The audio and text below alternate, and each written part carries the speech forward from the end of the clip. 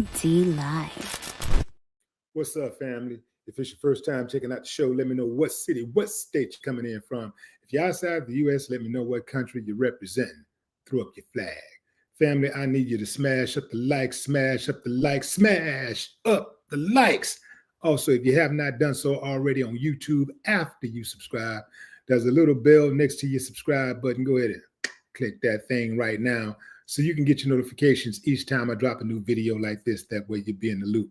I let a few hundred of y'all come in, then I'm going in. But in the meantime and in between time, I'm going to give some shots out to the early birds, starting with Connie Hodge. What's up, Connie? Linda Moore. Shalom from Goldsboro, North Carolina. Anila, what it do?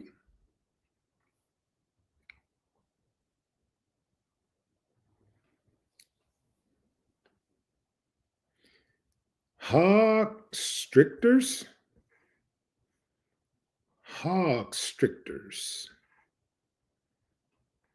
MT Cullen, what up? Raw Deals. Beautiful Sun Goddess. All right. Reggie Shade, what's up, Reggie?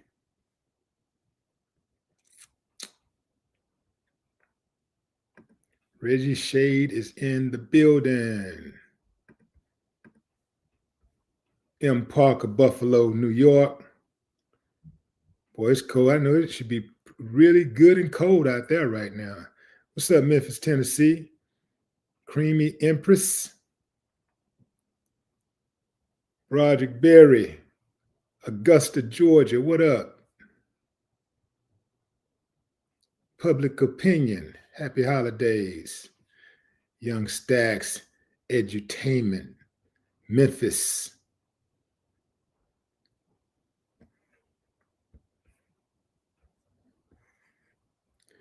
Arius.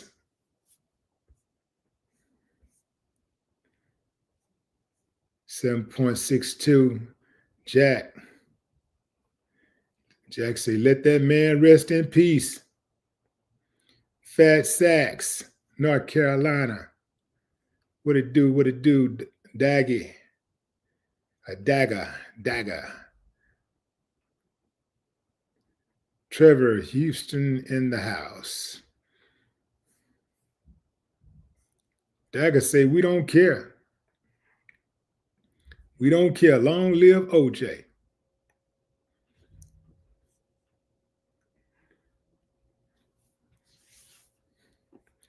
I had to break it down. Define we, because I know his family care. So his family must not be a part of it. You know, the family of the deceased must not be a part of that. And I know OJ's children care, right?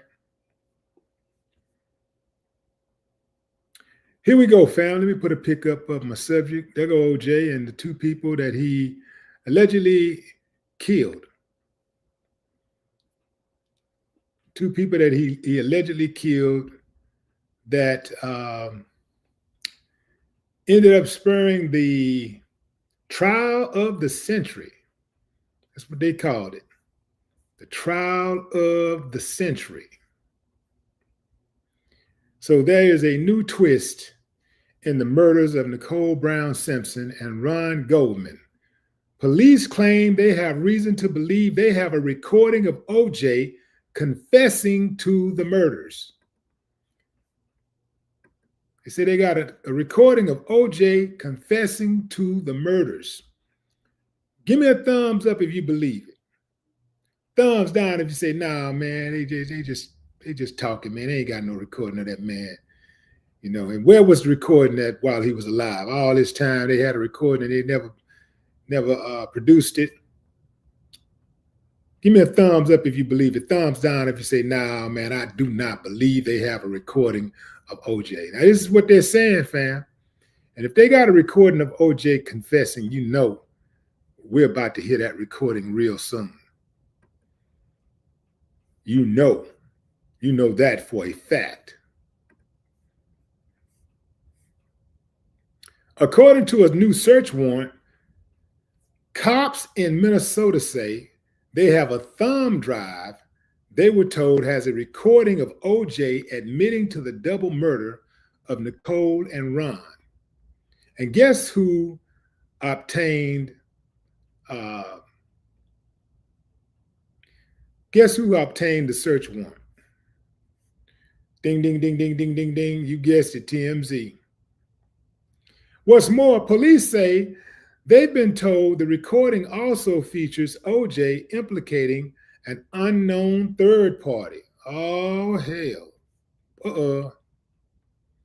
In the warrant, cops say they seized a backpack containing multiple thumb drives from a man named Arak Aveli. As part of an investigation in a separate case. Aveli is Simpson's former bodyguard. The docs say Aveli was arrested in March 2022, and police executed a search warrant to collect evidence, including a green backpack with live ammunition and other items. Bloomington Police Department in Minnesota says in June 2024, 2 months after OJ died, they got a call from LAPD detective who advised that Aveli and his attorney met with LAPD and told cops inside the green backpack was a thumb drive with the recording of OJ's confession.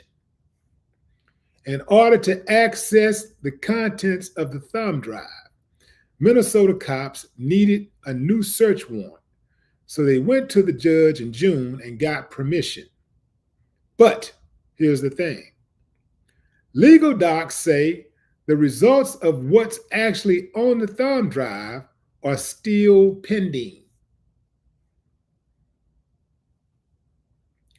Law enforcement sources say that the thumb drive in question was tied up in ongoing litigation, with Aveli and his lawyers suing the Minnesota cops to get back all his seized items. However, in July, a judge denied a motion to return the belongings. So, as it stands, the drive is in Bloomington PD's custody, but we don't know if they've dug into what's on it or whether they've shared any info with LAPD. This is according to TMZ. As you know, OJ was charged in 1994 with Nicole and Ron's murders. He was acquitted in the trial of the century, though he was later found liable for their murders in a civil suit. OJ's longtime attorney and executor of his will and trust, Malcolm Laverne, told TMZ he thought LAPD considered the murder case closed, that their position was OJ did not but beat the case. OJ did it, but beat the case. This is his lawyer. This is his longtime lawyer saying this. The longtime attorney and executor, this is the guy who is the executor of his will and trust, Malcolm Laverne. This is the guy who said he's going to make sure that the Goldmans get paid. He told TMZ he thought LAPD considered the murder case closed, that their position was OJ did it, but beat the case, and that police have never actively looked for any other suspects since the end of the criminal trial in 1995. OJ's lawyer, Malcolm Laverne, says he's trying to get his hands on all the evidence, including the suicide letter, gloves, and the pullover cap to auction off to cover Simpson's debt.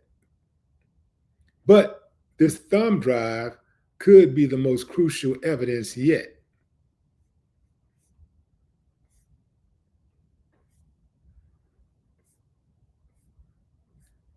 That thumb drive got to be worth at least $10 million.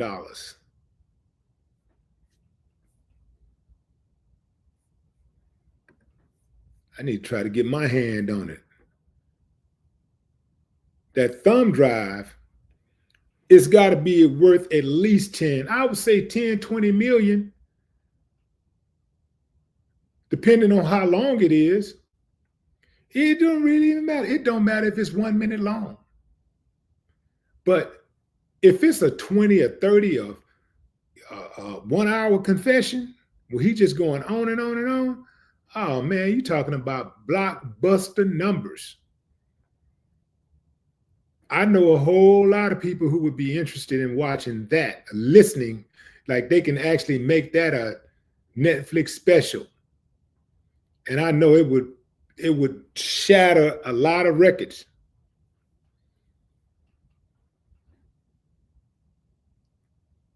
All they got to do is have a narrator. Just have somebody coming in and out, pop in and out, boom. Here's what he said in regards to this, regards to that, regards to that, regards to that, boom. Hell, like I say, even if it's 1 minute, you just drag it out. Do a whole bunch of different interviews and just drag out the confession. So actually you started off with the confession, but you only give like a piece of it. A really, very, very small excerpt of the confession. Maybe like a 5-second tease or something. Real 10-second tease. Boom. In the very beginning. Especially to sell it. And then you start the series, or you start off the special and just drag it on out. Man, that thing would break all kinds of records. If there's a confession, I want to hear it, fam. I need to hear it. But here's the deal. I'm a little suspicious about a confession because most bodyguards are not that loyal. Most bodyguards, if they have their hands on that type of information, they are going to give that information. They'll sell that information so fast. I cannot see the bodyguard sitting on that information that long and not selling that information. I can't see that happening.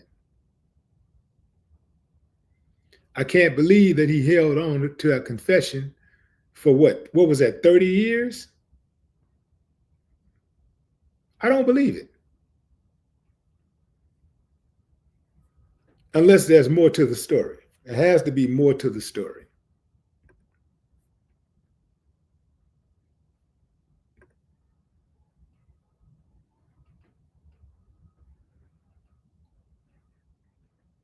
There has to be more to the story. And also, fam, you got AI these days. AI, it ain't nothing to, manipulate somebody's voice and put it into some type of AI software, take somebody's voice and manipulate it by putting it inside of some type of AI software, and voila, you got a confession. I wouldn't be surprised. So anybody that produces a confession, I would make sure that I would get like real, what do you call those? Like voice experts and people who know how to verify electronic data to make sure that it's authentic.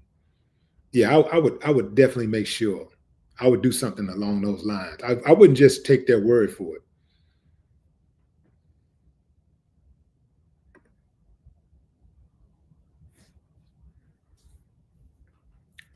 Lady, what was that? Lady Ang says he confessed when he wrote the book. If I did it. Yeah, that's I got to call a strike and a ball a ball, fam. I've said it all along. I said it when it happened. If I take out the whole O.J. Simpson, let me back up.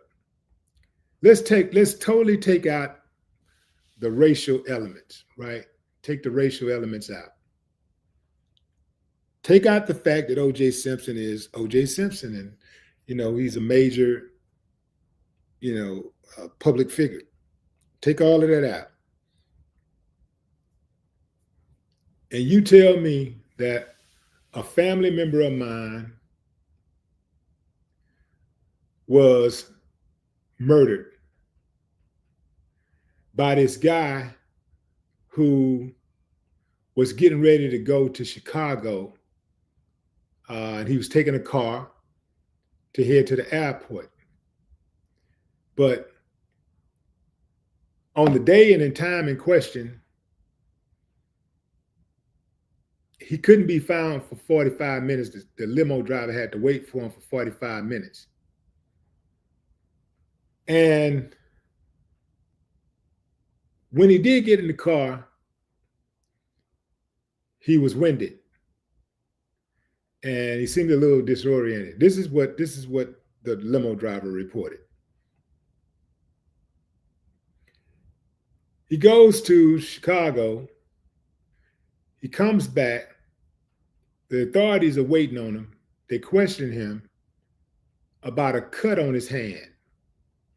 Now, keep in mind, fam, my family member has been bludgeoned to death with a knife. And this guy happened to have a cut on his hand.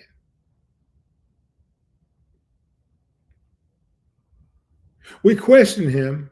We let him go. And then we continue our investigation. And we decide we're going to make an arrest. As we decide to make an arrest, we go looking for him. He takes us on a slow speed chase on the freeway with a gun to his head, his friend driving, saying he's going to kill himself because he's just so distraught because of his ex-wife being murdered. His ex-wife, who, is the mother of his children, but it's still his ex-wife. A woman he's had a tumultuous relationship with, a woman he's put hands on before. Family, I know some of y'all don't want me to say that. Yeah, some of y'all don't like me saying that. I know some of y'all don't like the fact that I'm saying that. But I got to call a strike and a ball a ball.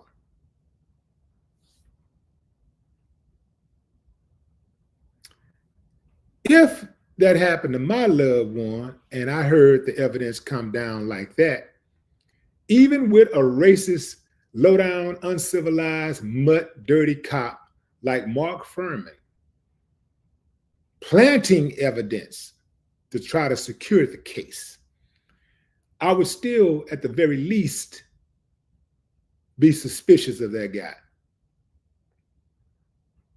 At the very least, I would still be very suspicious. Now, having said that, why did so many people celebrate O.J. Simpson being murdered? Dying. O.J. Simpson's death. O.J. Simpson, a lot of people celebrated. Not black people, but a lot of other people, they celebrated. A lot of celebrities were all on Twitter talking really reckless. And I submit to you, fam, that they didn't talk reckless because they believe two innocent people died. And they have such a big heart and they were being empathetic. And they just want to see the guy who they thought did it be punished. And they just could not accept that. I submit to you that the reason for such vitriol in the wake of a man losing his life was because that man was black and he was accused of killing two white people and he got away. He got off the hook for killing two white people.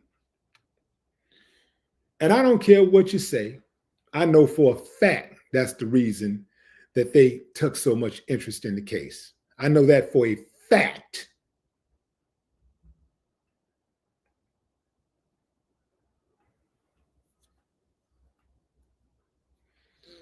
I know for a fact, because any other time somebody do some killing, somebody who ain't black do some killing, let's call it a buck. Somebody white kill and they get off.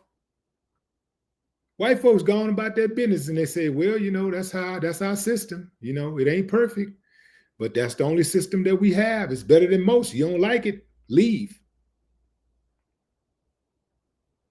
You don't like our system, leave. There have been probably a few million white people who have killed and went to court, got acquitted, and rode off into the sunset writing books and having movies done on their lives. Right or wrong, fam? Right or wrong? They doing movies, they writing books. They go out, they do tours, they end up working with the FBI and the CIA, and they become like life coaches and mentors.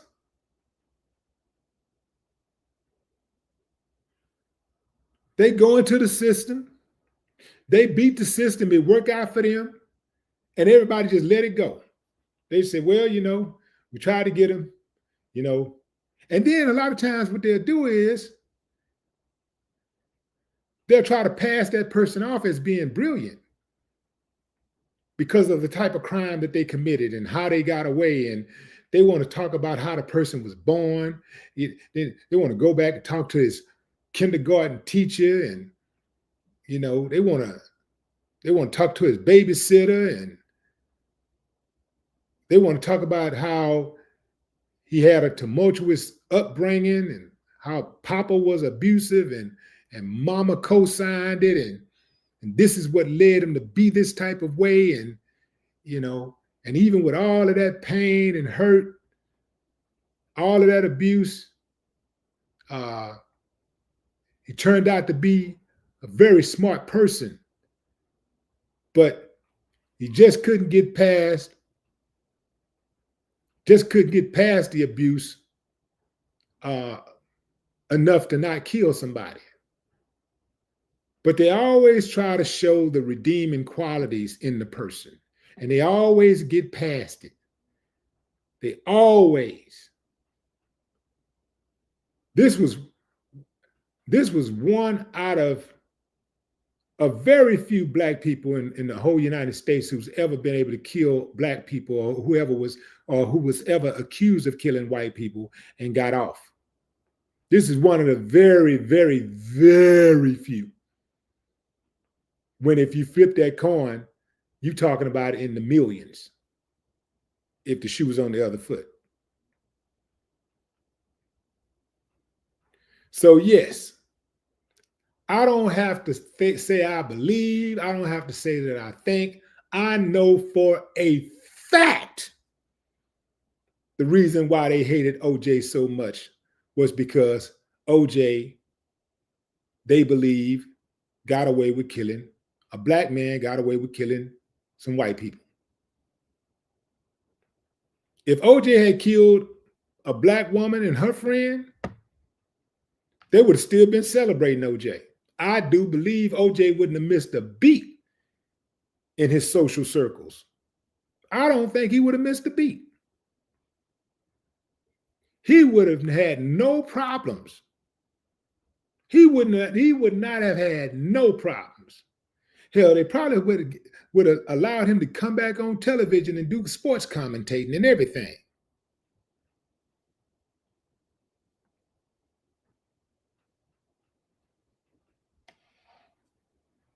So this is why, fam, when I hear people, complaining about OJ and saying this about OJ and saying that about OJ, I'm not trying to hear it. I'm not jumping on the bandwagon of beating them down and all of that kind of stuff.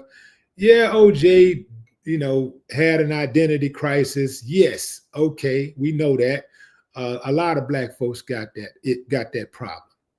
Yeah, he had a problem with, thinking he was better and he was a different type of black person and all of that. Yeah, he had that. He had that problem. He had a complex.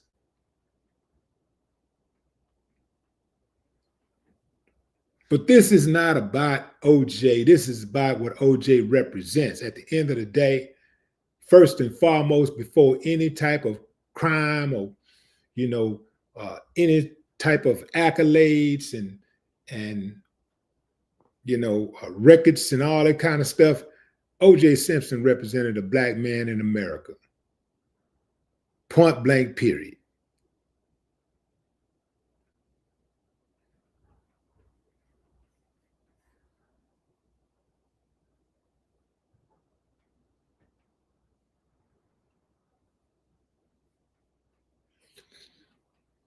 OJ Simpson is one of the few black men in America who worked the system legally, worked the system, had the money to fight for his freedom, had the money to defend himself.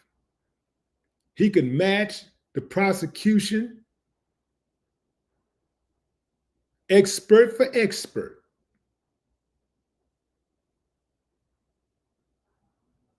And he showed you what happens when you have resources in America.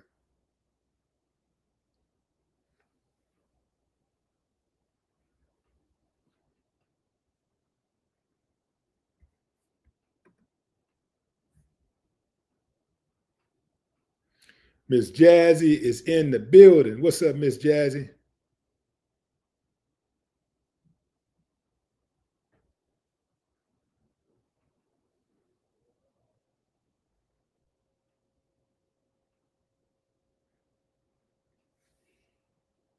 Yeah, George Zimmerman killed a kid, killed a child.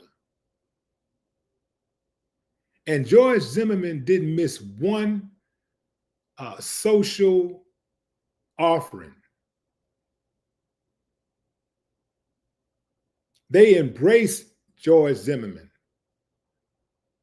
A lot of them didn't just embrace George Zimmerman, they loved George Zimmerman because George Zimmerman killed a young black male. And in their book, that's one less N word that they have to think about getting in front of them for an opportunity.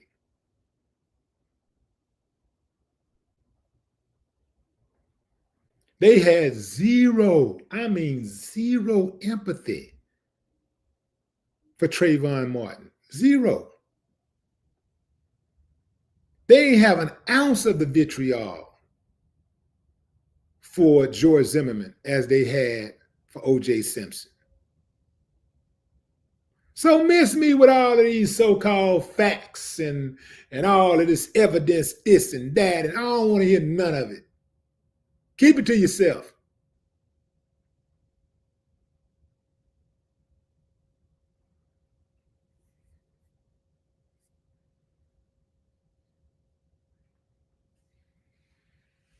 Your double standards and hypocrisy has no place in my thought list, on my thought list. I don't give a damn.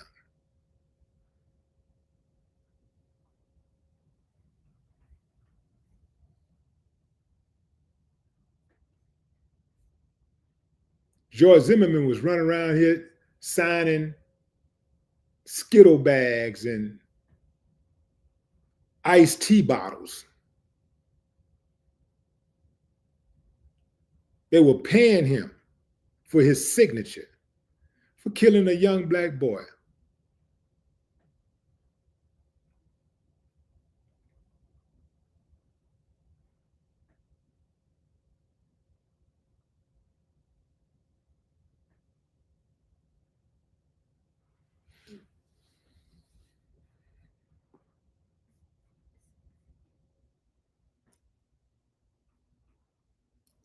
Angela Dadnack, what up? Sam Hain, Dear Wyndham, Fiber Spleen.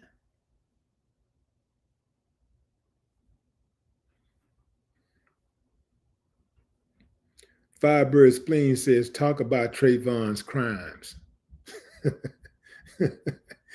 You talk about them. What are Trayvon's crimes? And whatever his crimes are, what the hell that got to do with him walking home and being accosted by a wannabe neighborhood watchman, wannabe cop?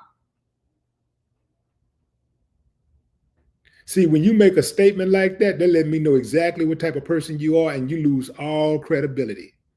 And I know that your argument is whack. Firebird Spleen says Trayvon was on drugs. Again, if he was on drugs, which I don't think he was, I think unless you count weed, and I don't even know, I can't even verify that. But let's say he was. So now it's cool to just go around and kill people on drugs. If somebody on drugs, we can kill them.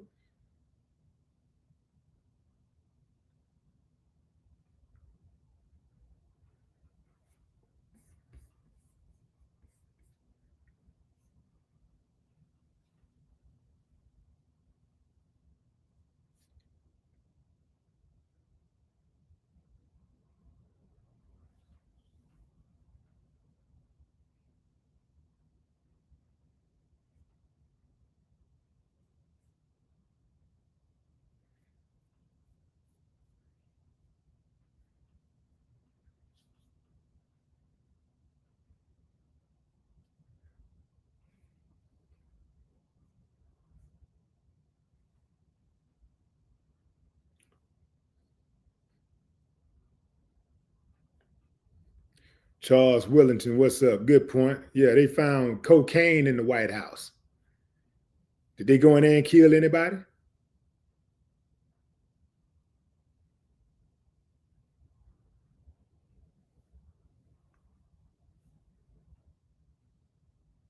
And I don't believe Hunter was the only one doing coke in the White House. Y'all think that was the first time some cocaine ended up in the White House? Y'all really believe that?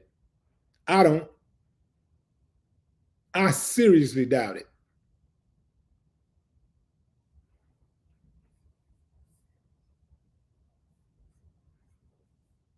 In fact, I know for a fact that ain't the first time cocaine has been found in the White House.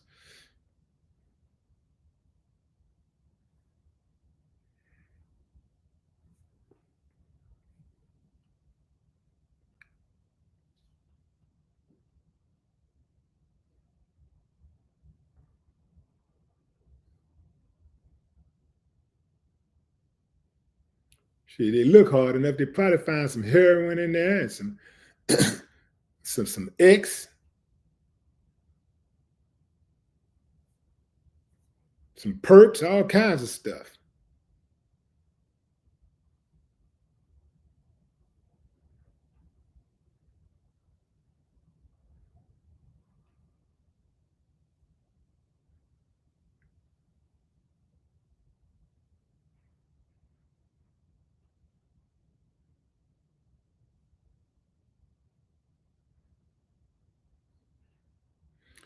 Yeah, Joe Biden, he pardoned his son. What y'all thought? Who mad at Joe Biden for pardoning his son? Who's mad about that? I'm not. I'm not. What you think? You think I wouldn't pardon my son? You got to be crazy. I'm gonna pardon all these other people, but not pardon my own son.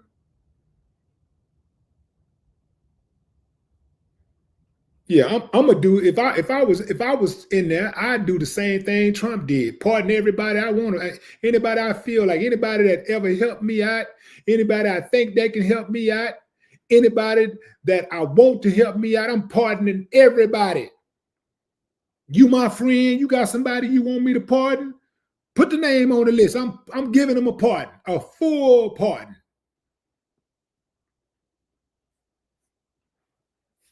Yeah. Hell, why? Hell, in fact, Man, what good is it having a friend who is the president if he can't pardon a friend for you, if he can't look out for you? It don't cost me nothing to pardon your friend. Especially when you start talking about people who done 20 years already, 30 years, or somebody that's got a 10-year sentence for some damn weed or something, or a gram of cocaine or something. Man, get up. Yeah, here you go. Man, I'll be hitting them pardons so fast, I just stamping them. Here you go. Here you go. Who else want a pardon? You get a pardon. You get a pardon. You get a pardon. That's what Trump did. And then he had the nerve enough to say, this dude had the nerve to say, Joe Biden pardoning his son was an abuse of power.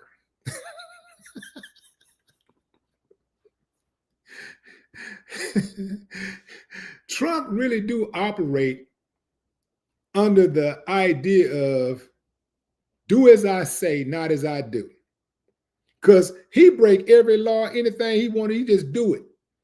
But everybody else, he want them to be accountable. I guess that's what a law and order president is about. Law and order. I'm a law and order president. I'm going to hold everybody accountable but myself. You damn straight, I would have pardoned my son and his friends. Hey, man, you got some friends? Anybody else want a pardon? Anybody need a pardon? I got some pardons over here, man. And you know, Trump was probably selling his pardons. He probably like, man, how much can he give me? How much? Man, tell him 500. Nah, I can't go that low, man. Nah, I can't do that low. Hey, tell him 500. I'll pardon him. 500,000. Okay, $1 million. How much money do you think that guy got? Okay, look. Tell him to send some money over to Jared, and I got him. I'm gonna look out for him. 100,000. Pardon. Boom. 50. Pardon. Boom. Pardon. Trump came in day one pardoning people. Y'all remember that? When as soon as he got in office, his first week in office, he was pardoning people. He came right on in like he got the job so he can pardon people. And now he's getting ready to pardon all of those people who participated in the January 6th assault. Do you understand the message that sends? That means that, man, we can get away with trying to overthrow the government. We can run up in there anytime we feel like it, and they ain't gonna do nothing. Even if we get charged, eventually we'll get us another Donald Trump type that'll give us a pardon.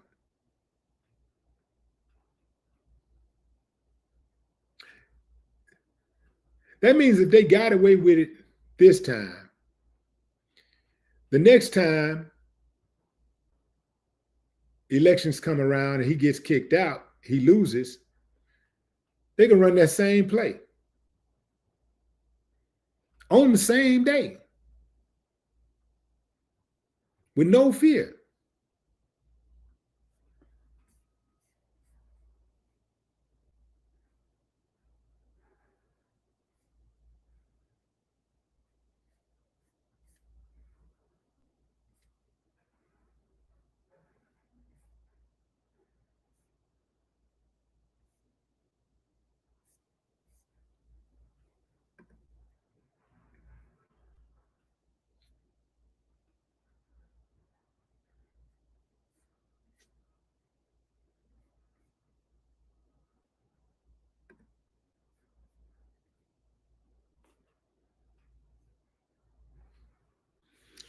All right, buddy, time to go.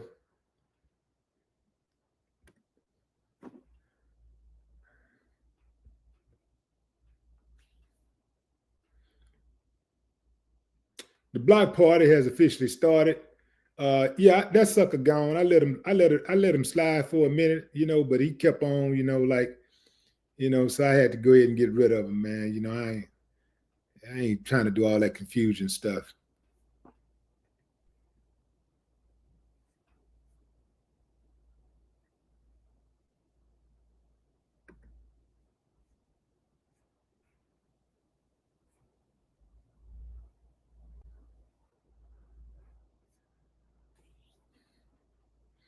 Deep Thought says Biden didn't pardon anybody for us, did he? Not that I'm aware of. But did you expect him to? I expected him to pardon his son.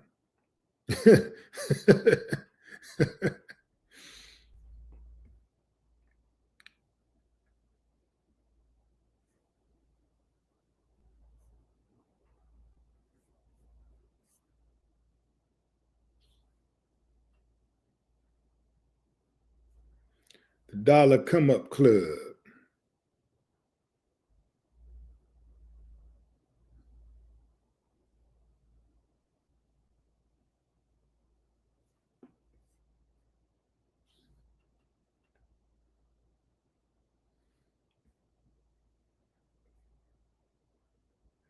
That's how you got to do them, Connie. Can't waste breath on them. It's that old saying: if two people arguing, and somebody walk up, they can't tell which one the fool is. So you arguing with a fool, you know what I'm saying? If you're arguing with a fool and somebody walk up, they can't tell who the fool is. Because you pretty much look like a fool arguing with a fool.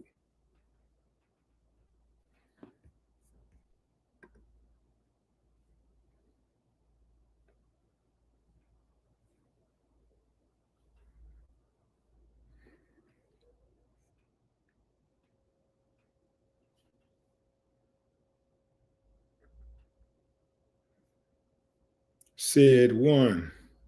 Trayvon, what up?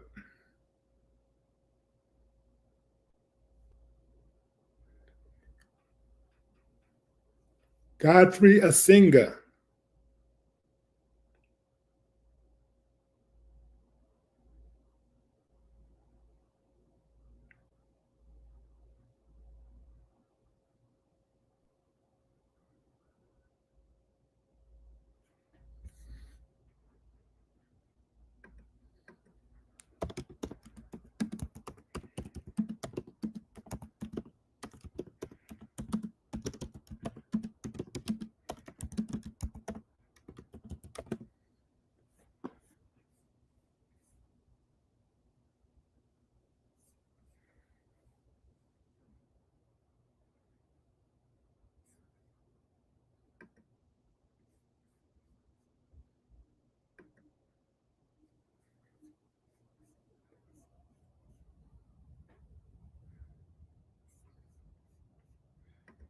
All right, fam. Okay, we got some breaking news.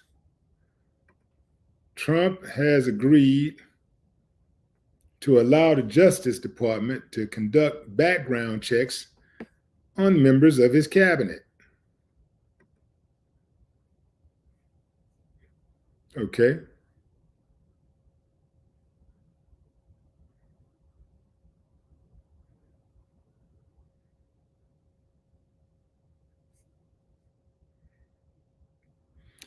As Republican senators return to Washington after Thanksgiving recess to a renewed peppering of questions about President-elect Donald Trump's cabinet picks, a familiar refrain emerged. Trust the confirmation process. That's why we're going to take the normal process, vet all the nominees, and give everybody a chance to ask those questions during a hearing. Senator John Corey, man, this is a dog and pony show. That's just that ain't nothing. That don't mean nothing. That's weak. They just gonna be sitting up there asking questions, man, and ain't no pressure on them whatsoever. They're not gonna go against Trump because Trump got them trained. Trump got those Republicans trained. Those senators, it don't matter how powerful they are perceived to be. He got them trained. He got the senators trained. He got the governors trained. He got the mayors trained. They scared to death of Trump. Their power none of them power means nothing when they're dealing with Trump. Whatever Trump wants to do, they acquiesce to. They fall in line. They don't have no spine when dealing with Trump. Any one of them say something slick, they can have their way, they have their opinion. Next thing you know, Trump say something different. Next thing you know, boom, they over there kissing his butt again.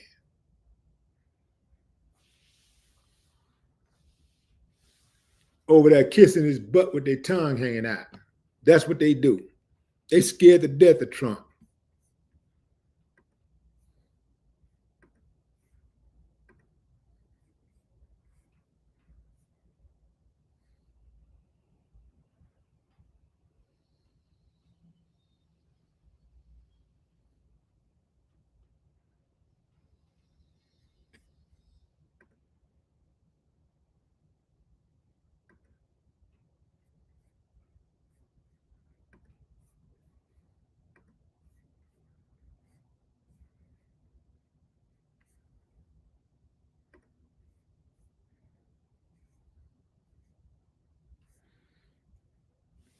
They actually went as far as signing an agreement to allow the Justice Department to conduct background checks on nominees.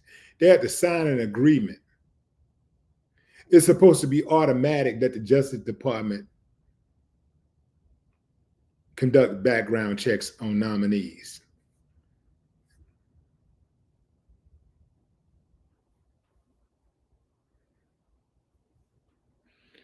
The Justice Department is ran and ruled by, it's going to be ran and ruled by Donald Trump. He's already kicking out the director. Day one, he owns the department. So they're going to do anything he tells them to do. This is a dog and pony show.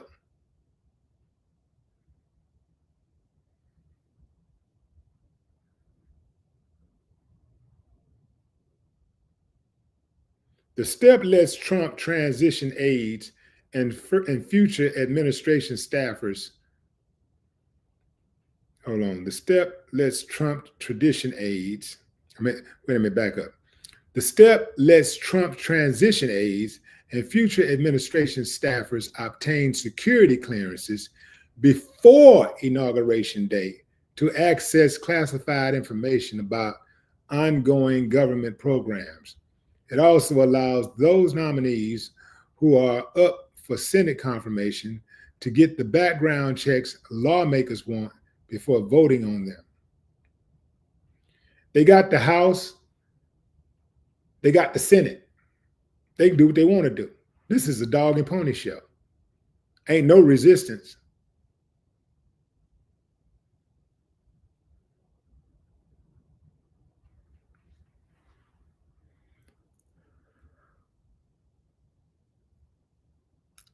So it looks like to me, the only reason why they agreed to the background checks is so that they could go ahead on and get their clearances right now, so they could have access to sensitive information.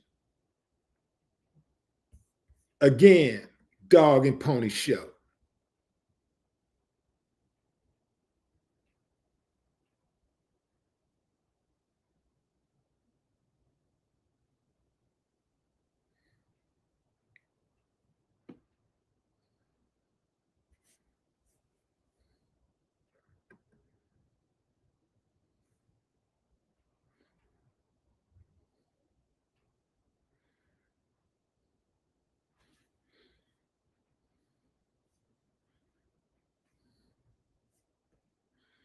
Will 23 said, Willie, the Democrats are off.